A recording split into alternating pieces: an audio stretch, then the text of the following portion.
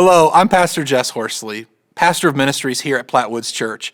If you are joining us today, our hope is that you are deepening your faith and growing in relationship with God and with others in your Grow group.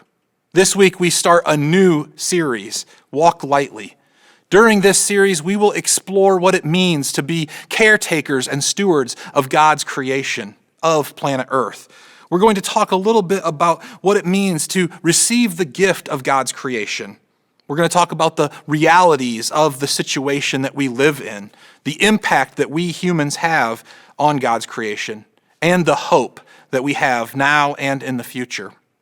This week, I am joined by Molly Budzinski, the Welcome and Connections Coordinator here at Platte Woods Church. Welcome, Molly. Glad you're here. Glad to be here. Excellent, excellent. Today, we're starting this new series, Walk Lightly, and we're going to be exploring what it means to be connected with nature. And I don't know about you, but when I think of nature, I think of people who are good with plants and living things. Yeah. And so I guess an opening question that you might answer is, who is someone in your life who has a green thumb or is really good with creation in the earth?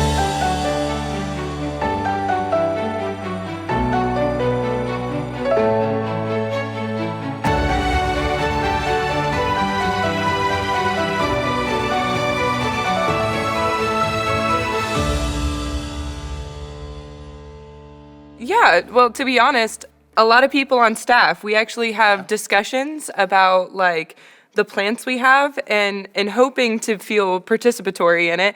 I just recently got an aloe vera plant, so I'm hoping I will develop a green thumb because it's very it's beautiful. Yeah, that's awesome.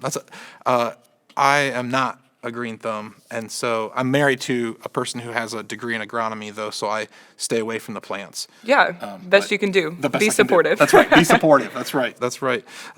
Our focus text, our scripture lesson for this week comes from the first book in the Bible, Genesis. In chapter 1, verse 31, God saw everything that God had created, and it was very good, supremely good.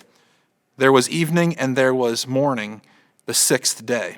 So it's actually kind of cool to think about how God calls everything in God's creation good. And the way you read that supremely good, he was very good. Right. And so hearing supremely, it's like extra great. Right.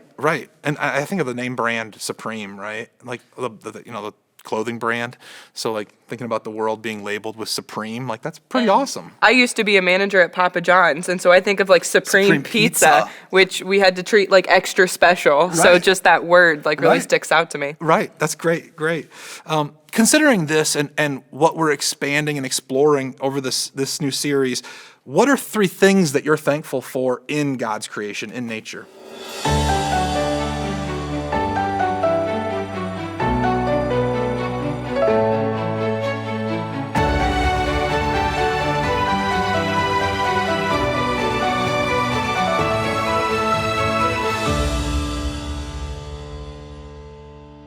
The first thing that immediately pops to mind is thunderstorms. Growing up as a kid, my mom was always terrified of them, but I loved them. And, I always slept really good when thunderstorms came into town. I guess living in Tornado Alley, it's a really great skill to have. But I just always think of God's like awesomeness and power. Like here's this like big boom. And the smell, like during the rain, there's something like really awesome about that smell. So I moved to Maryland and no one would believe me when I'd be like, it's going to rain in 2 days. They're like, what do you mean? I was like, I can smell it. Yeah. It's not a thing outside of the Midwest.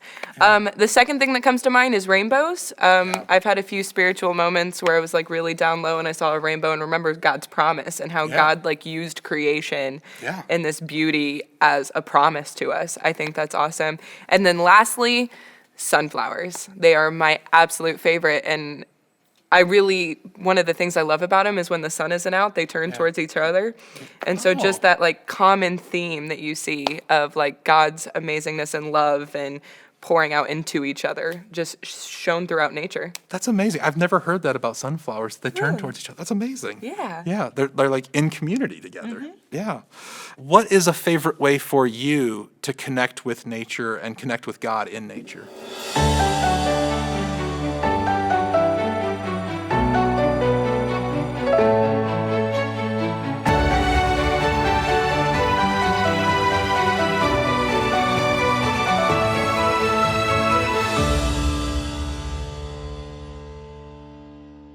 Yeah, so two things. One, the first time I saw the ocean, I was 21 years old, and it was this powerful moment for me.